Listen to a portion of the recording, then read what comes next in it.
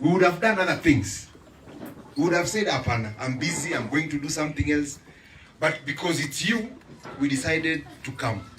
To come and just share with you our experience. Lucky, what do? You take the opportunity seriously. When you've been told you're lucky, what do? Seriously. There are very many MPs who would have used this money for something else. But your MP chose to bring you here and to discuss with you. Si angekaa chini kwa ofisi awaamulie, si ndio? Angeamua tu aseme kila mtu atapika mandazi, wengine watafanya useremani, wengine watafanya mjengo na tunafunga story hivyo. Lakini amechagua kuwauliza. Amechagua kuwa consult, si ndio? So for me, coming here was to appreciate even what he has done because he has taken it very seriously. So what will I talk to you about? After my colleagues have spoken, the advantage of that is when you are speaking after everybody else has spoken, you do two things. Either you tell people you have nothing to say because everybody has said what you wanted to say, or you summarize what everyone has said. And I'll go for the second one. I will summarize what everyone has said. And I'll summarize it in one word, which I think is in the lips of all of you. You have come here because you would like whatever you are doing to be a success. Sindio? Ungependa hata kama niyo kazi ya useremala utafanya, kama ni kazi ya ujenzi utafanya, kama ni hiyo group mtafanya ya kufungua cyber cafe, kama ni hiyo kazi ya kutranslate mtafanya, iwe ya mafanikio. And I'll pick from what Wasike has just said. The first thing, there's an author called Steve Covey. Mmesikia Steve Covey? 7 Habits of Highly Effective People. Cha kwanza anachosema, be proactive. Wasike amesema, be proactive. Na kuja kwenu hapa is the first sign of proactiveness. Kuna movie ungewatch, kuna game ya jana imekuwa recorded ungewatch, ungechapa usingizi. There are so many things you would have done. So many. Lakini umekuwa proactive na umechagua kuja hapa. So that's the first thing. Be proactive. And that is a sign that we can work with you. That you are proactive. That you don't like your current state of life. You want to improve it. Some of you like to improve it by going to school. Some of you already have some basic training or even none, but you have the business acumen. You'd like to do a business. Of course, there'll be some little bit of training on how to handle your business so that you differentiate between capital, revenue, and profit. Sasa zile unakuta umeuza sana.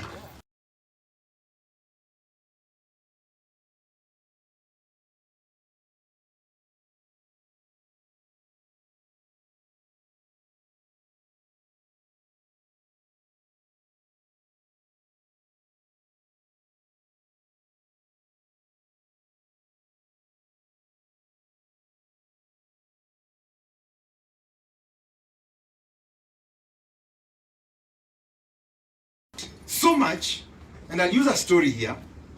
Plato, wewe ni philosopher wa kitambo.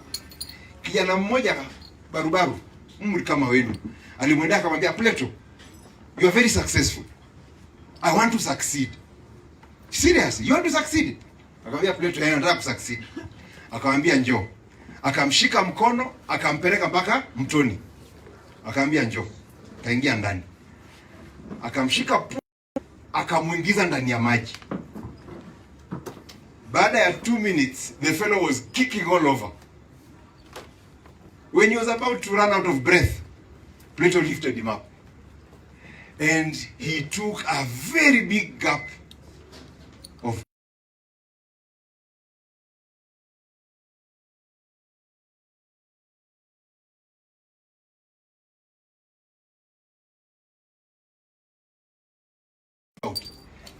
simuka na simu. Unajua njia moja mfanya, unajua zamani ile wawesiki walikuwa wanasema, "Siniwaambia mimi nikija wa mwisho, uzuri wake ni nakuwa nafanya summary ya kila mtu." Hiyo ndio uzuri wa kuja mwisho. Before, in the olden days, people used to do business with land, capital and labor, si ndio? Hizo vitu tatu. Siku hizi ukiwa na simu, kuna hizo saa zingine ukiona vijana kwa ofisi ya county, unaona wako na cell phone, baada ya dakika mbili anapiga cha, ana smile, anatuma kwa Facebook. Basi niko Dagoretti North offices. Cha. Anacheki Jaguar, anasema kuna hii Jaguar hapa, anapiga selfie. Sasa saa zile wewe unapiga picha ukionyesha watu kule huko, kuna mtu ametengeneza ushanga, kuna mtu ametengeneza pete, anapiga picha na hiyo wifi ya county, napiga nao picha, lakini anaambia watu nauza hizi. Mnaonaje? Wewe saa hizo hapo tu uko na sura yako, sio kama unauza sura yako, unapiga tu. Alafu kuna kadhundo hapa kametokelezea, unakapiga alafu na photo edit, Photoshop. Saa zile unapoteza wakati na hiyo wifi. Kuna mtu anatengeneza pesa na hiyo wifi. Njia mpya ya biashara kutoka huko Western. Sehemu zingine pia iko. Kuna brokers wengi sana wanatumia e-commerce in that internet.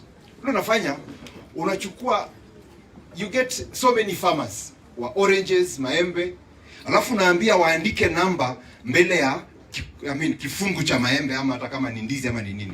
Alafu unapiga picha, unatuma kwa WhatsApp group ya hoteliers in Nairobi. Then they tell you, nataka number 1, nataka number 5, nataka ndizi number 10. Wakishanunua, unaambia tumeni pesa kwa M-Pesa, unazichukua unaweka kwa pickup, zinatoka Kisii, Kakamega ama Kisumu. Saa zile zinakuja, we kazi umemaliza kutoka saa 11 asubuhi mpaka saa 4. Umetumia internet kutengeneza pesa. Imekuwa biashara. Kwa hivyo sio shillings, keki 50,000 shillings. Last year I went for a wedding. Unaweza zingine unakuta MC ako na furaha sana. Sasa huyu MC keki ilitoka kwa gari. Sasa kulikuwa kama huu. Sasa miguu mitatu ilikuwa imesimama vizuri, mguu mmoja ulikuwa kwenye shimo. Sasa hiyo keki kakuja na yeye na hiyo pilika zake, wakaweka keki hapo juu. Akaambiwa MC, hii keki itaanguka, songeza hivi. Hapana, keki iko vizuri hapa, leo ni siku ya muhimu, haiwezi anguka. Sasa wiki ijayo tukapiga tena. Sasa huyu msichana huwa anatoza watu shilingi 50,000 kwa keki za harusi. Kwa sababu huwa anasema, kwa sababu niko na brand na singependa kuharibu harusi ya mtu. Kila keki anayopika iko na duplicate kwa gari. Hii ni wazem. Ile isipoharibika anapeleka kwa duka, ana duka ndogo, anauzia hapo. Sasa hapo MC akaanza kutokwa na jasho. Jasho jembamba na baridi. Akaanza kuomba, si ningekuwa mgonjwa singekuja hapa. Sasa hapo ndio msichana akasema sawa, tutengeneze meza vizuri. Hapo pakasafishwa vizuri. Akaenda kwa gari, akaleta keki hiyo nyingine akaiweka hapo. CMC alifurahi.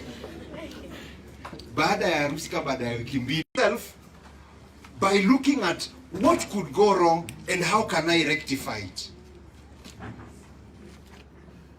So unaangalia nitajitengeneza namna gani kiasi kwamba niwe tofauti na watu wengine, kwa sababu Kenya hapa tuko copycat, si ndio? Simu ya jamii ilipokuja imewekwa hapa. Baada ya wiki mbili watu wengine wanne wameweka zao hapa. Sasa unauliza sisi hata ungeenda huko mbali kidogo, ule kuja hapa karibu. For success in business, we have to differentiate ourselves. We have to differentiate ourselves and do a good job. For you to be a good MC, you have to listen to others. Don't just start putting things badly like that. So for me, those who want to go into business, I would ask you, learn to differentiate yourself. Take advantage of what is there. Tuko na internet kila pahali siku hizi. Iko, unaenda pale unakuta wifi imeingia. Ukienda kwa nyumba ya mtu siku hizi na kuaga, si ati unauliza uko na maji ya kunywa, siku hizi ni password. What is the wifi password? Alafu saa hizo kama kuna viti vizuri unapiga kwa kijana unasema niko kwa nani na burudika. What is the most amount of money borrowed on M-Shwari every day? 1,000. Haya mwingine? Wewe amesema 50. Nani mwingine? First of all, say it is half full. Let's begin from there. The second thing, having talked a lot about being proactive, begin with the end in mind. Ningependa kwenda wapi? Hii biashara nataka kuanza. Kabla siongea hata kuhusu causes. Hii biashara ningependa kuanza, ningependa iende wapi? Tuanzie hapo kwanza. You see, if you don't know why you are doing what you are doing, there's no point doing it. Tujidanganye. Ningependa kwanza kuweza kujivalisha vizuri, kujilisha vizuri, kujitafutia bima ya NHIF, ndio niweze kwenda hospitali, nini, vitu kama hivyo. Start with the end in sight. Cha kwanza. Because as I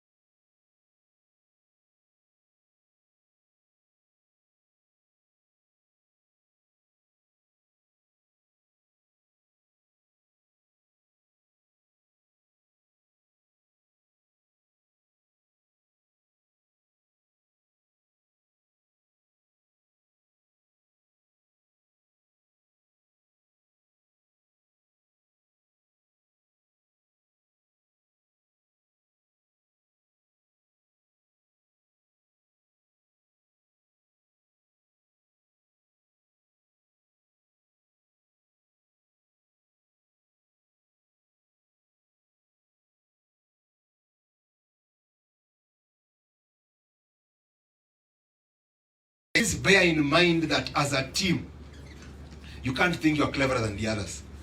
Kila mtu ataongeza chake kwenye kikundi. The other thing I want to talk about is, saa zingine tunafikiri, we feel we are too poor to give. We have to see that as a team, we can do something. I'll tell you a story. It happened in Philippines. Unajua Philippines kule iko? Iko wapi? Asia, huko juu. So what happened is there's this small boy, 5 years old. He lost his parents. Lost his parents at the age of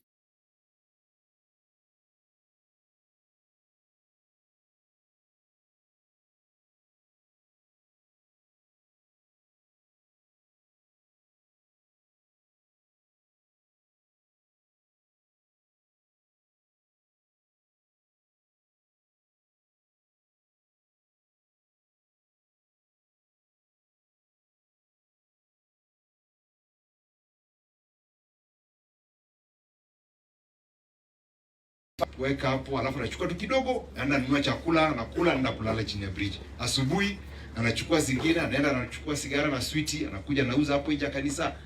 Sapati alikuwa ameona huyu ni yatima, nikimfukuza hapa hana kingine, lakini angalau anaenda anapenda kufanya kazi. Sasa siku moja mtoto akakuja akamwambia padi, nataka kutoa shilingi 1,000, nimegeuza kwa shilingi za Kenya. Nataka kutoa shilingi 1,000. Padi akamwambia, we, Hiyo ndio pesa yote niko nayo yenye nilikuwa nikikwekea hapo. Unataka kupeleka wapi? Si kila siku unakuja kuchukua 100 kukula. Hizi kupatia 1000. Nataka nipatie 1000. Unapeleka wapi? Pahali tu. Haya, keti chini uniambie. Kuna mama pale chini ya bridge amejifungua na hana maziwa. Sasa ningependa kwenda kwa duka kununua box ya maziwa, nimeona ya poda nzuri, anaweza kula huyo mtoto. Ai, okay. Sawa. Wacha niingie service, nikitoka ilikuwa Jumapili. Tutaongea. So katika service Padri akaongea kuhusu hiyo hadithi. Akasema hata kama una kidogo lazima uweze kupeana nini uweze kutoa hapo, kaongea.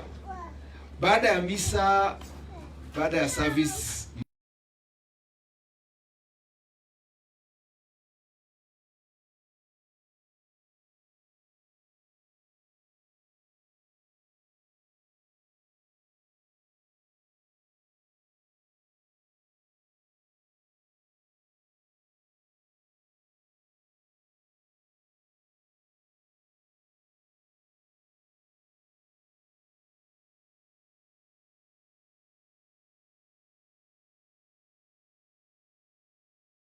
Philippines. Think of that boy in Philippines. Na kingine cha muhimu sana ni ukiangalia biashara yako with the end in sight, always think, if I was given this money and I was the best, ni nini ningefanya? Hadithi nyingine napenda kutoa hadithi nyingi. Kuna sijui kama kuna chuma hapa. Lakini tu ukipewa chuma kiasi ya hii mbao kwa hapa, alafu mheshimiwa aambie kila mtu shika hii chuma, nimewapatia free access to technical college for the next 2 weeks. End of 2 weeks kila mtu akuja anaonyesha kile ambacho ametengeneza na chuma inafanana hivi. That was a quiz that was given a place in Uganda by a mayor. So what happened is the youth, some of them went to the workshop, wakasema hii chuma iko na misumari kama 1000, mtolee misumari. Akatoa misumari 1000, akauza moja shilingi, akapata 1000. Baada ya mwezi akaendea, akamwendea mheshimiwa akamwambia, mheshimiwa, hiyo chuma ulinipatia ndio hii hapa 1000. Sawa. Mwingine anaangalia hiyo chuma, akaangalia watu ambao wanavuta magari hawa watu wa breakdown. Akamwambia hii chuma ya breakdown nikuuzia, unanipatia pesa ngapi? 1500. Shika. Akapewa, akaweka, akasema nitangoja mwisho wa mwezi napatia mheshimiwa. Mwingine akazurura, akaona farasi zikikimbia huko,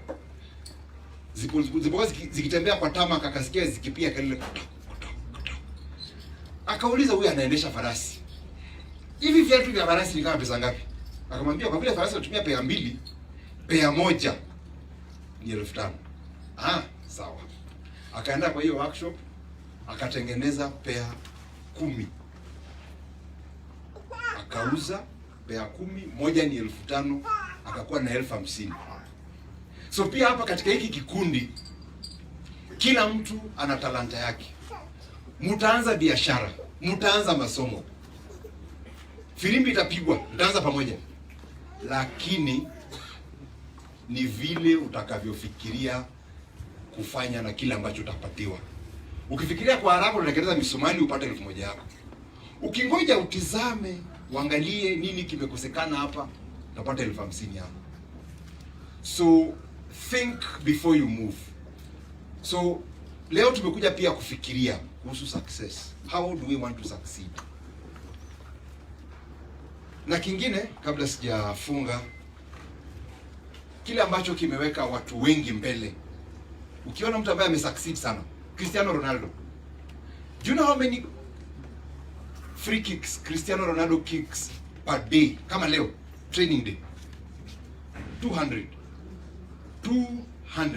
So that in a match akipata moja inaingia na inashinda bao na inashinda. That's it. Continuous improvement. David Beckham used to do 300 free kicks per day.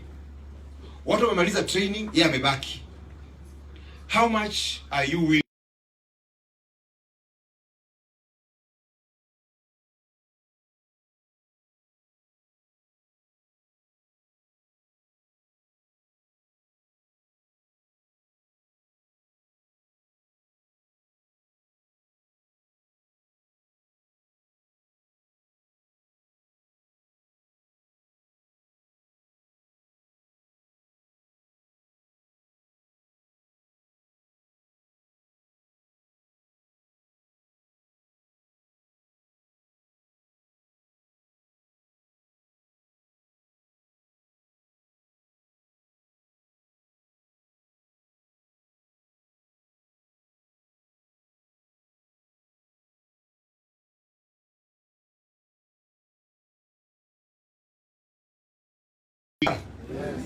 ameshinda London half marathon 2 weeks ago. He had come to Iten to train. And one of the days when I was there, for a whole morning session of about 2 hours, do you know what he did? He was going around the field with his coach standing in one position with a bottle of water, like this. And Mo Farah would come, pick it. If he picked it correctly, the coach would put it on one finger. If he picked it correctly, it stayed in his hand. So if Mo Farah, earning millions of pounds, can be doing that for a whole morning, what about us? So for me, the next thing I would ask you is, success is in the little things. Small improvements. Usikasirike ati sijui umeanza na capital ya 10,000. Anza na hiyo. Tia bidii. Kila siku tu pole. Alafu cha mwisho ni maadili, values. I like saying that because that is the heart of the society. Yep, that's the heart of the society. And we have African values. Kwa mfano, this meeting here is an African value. Sindio? Tumekusanyika kuongea. Cha kwanza. We are discussing our future. We are discussing how to solve youth unemployment. We are discussing how to solve youth idleness. And that's why we've come together. We are all Kenyans. So, some of the values you need to have. Nimeongea kuhusu uwe mtu mkakamavu. Cha pili, katika these values, maadili.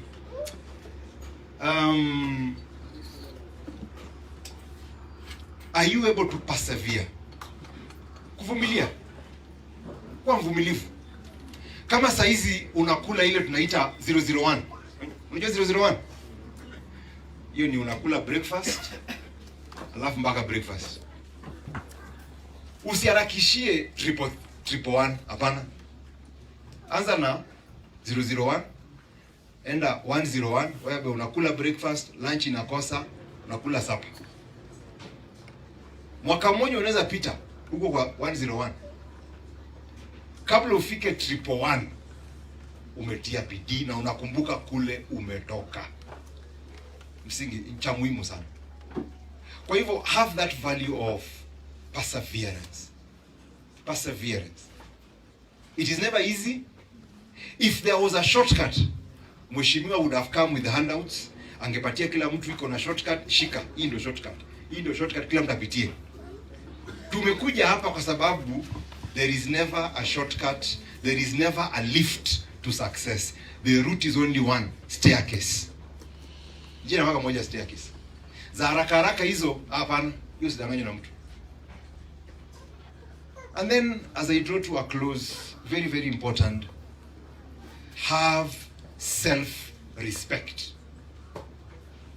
Pengine maisha imenigonga sana, mpaka unaonaga ni kama wewe hauna thamani. Have self-respect. Kuna vitu inatakikana usifanye hata kama ni mbaya aje. Sema hapana. At least I value myself. Hii sitafanya. It's not about pride, no.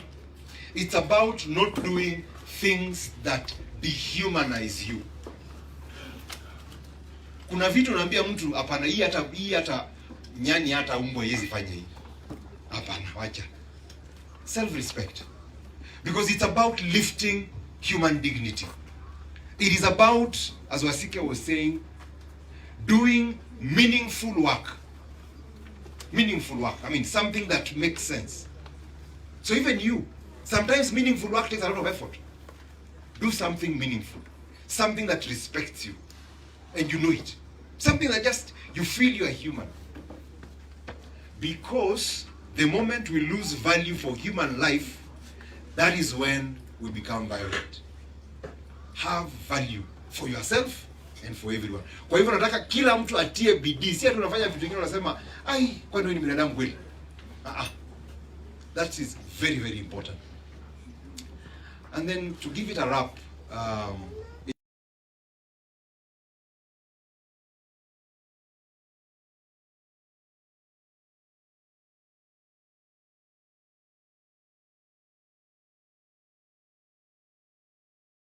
kumbe capital. Umekula yote. Ndakana ujue niliweka kiasi fulani, nimeuza kiasi fulani, hii ndio profit. Itakula hii. Kesho natia bidii zaidi. So masomo ni muhimu. Masomo ni muhimu sana. Watu wengi wanakuwa conned. Sasa zingine unasikia rafiki yako amekuwa conned nini? 1,000, 3,000, 100, si ndio? Kwa simu.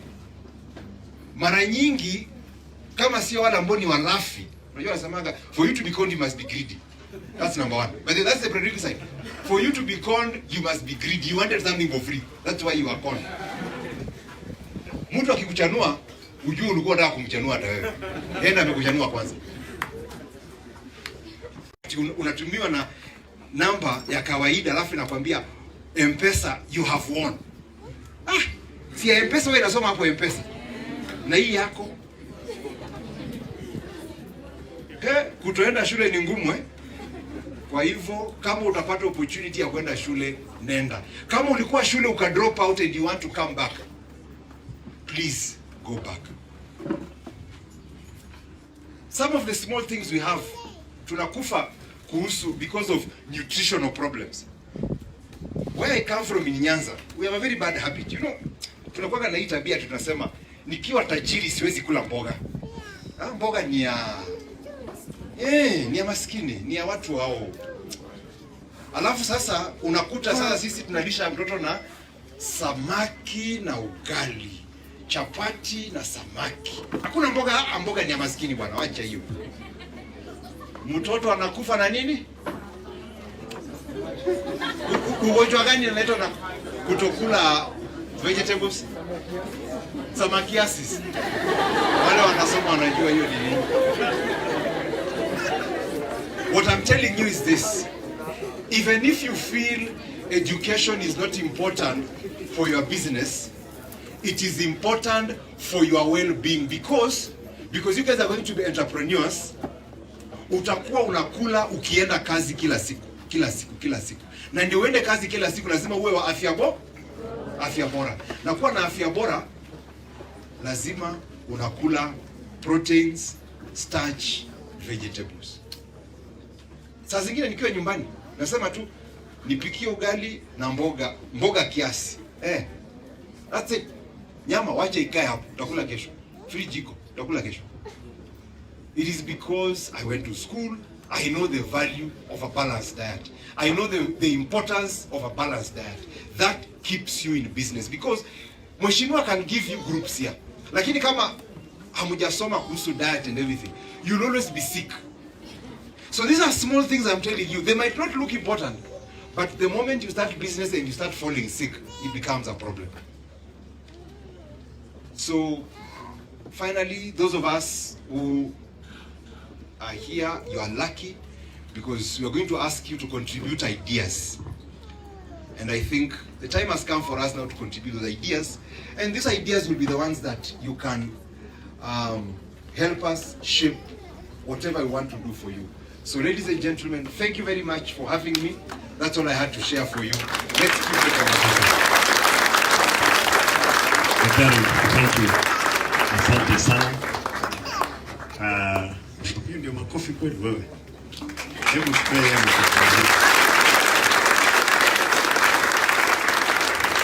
Thank you. I